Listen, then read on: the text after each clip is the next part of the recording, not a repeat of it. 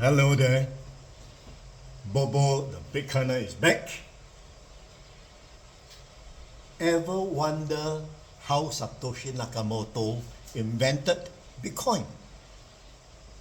Bitcoin is often compared to the internet of the 1990s. But actually, a better analogy is compare it to the Telegraph in the 1840s.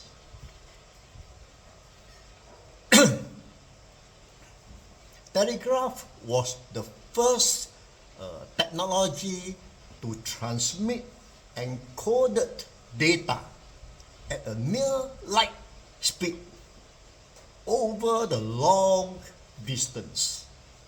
It marked the birth of communications industry without internet yet at that time. The internet, though, is a bigger scale, richer in content, and many to many instead of one to one, is fundamentally still a communication technology. The transformation of society through internet has led to a greater freedom, but also controlled centralization. The internet is able to reach millions of content creators, right, and small businesses, but it's controlled by large institutions, government, or big companies like Microsoft, Google, Amazon, Facebook, etc.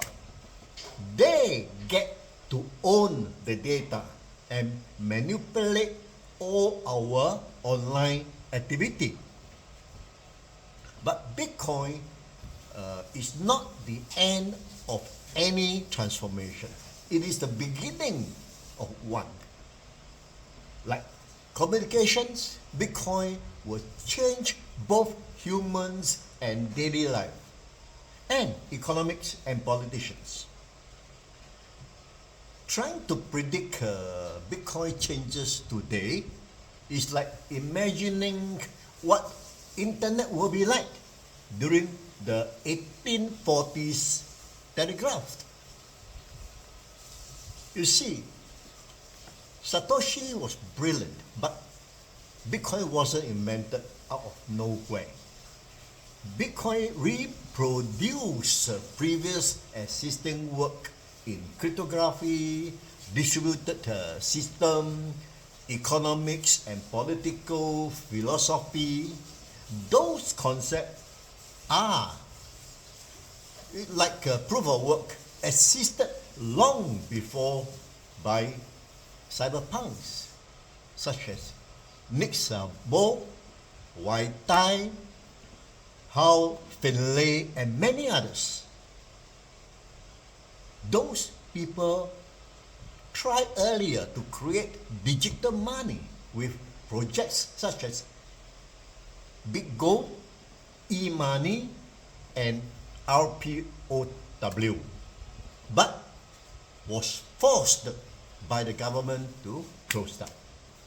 Many reasons, too long to explain here. It was in 2008 when Satoshi wrote the Bitcoin white paper. Many of the ideas have already been experimented by the cyberpunks earlier, like digital currency should be peer-to-peer direct. Proof of work is the basis of money creation. Money is created through an auction. Public key cryptography is used to define ownership and transfer of coins or tokens. Transactions are batched into blocks, and blocks are chained together through the proof of work. All blocks are stored by all participants in the network. All tested and workable. Satoshi leveraged on all these concepts to create Bitcoin by enhancing over those experimented. That is the real genius. He formulated first, finite 21 million Bitcoin, one of its kind formula. 2, mining difficulty adjustment algorithm, unthinkable conceptualization.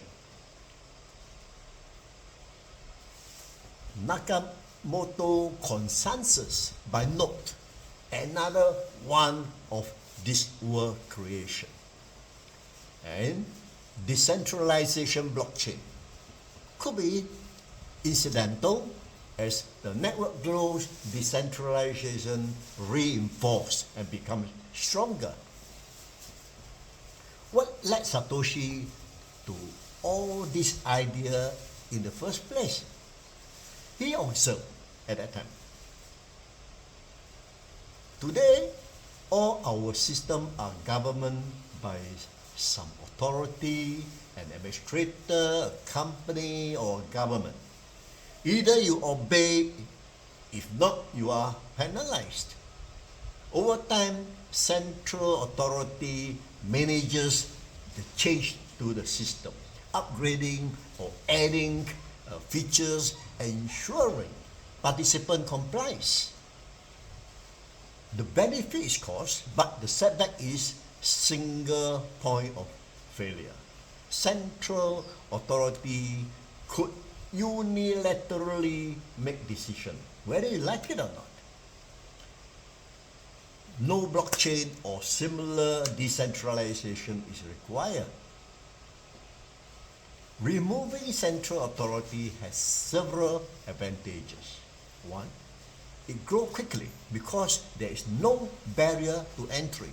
Anyone can join the network by simply running the new node, and no approval from central authority. It's robust because there is no central point of failure.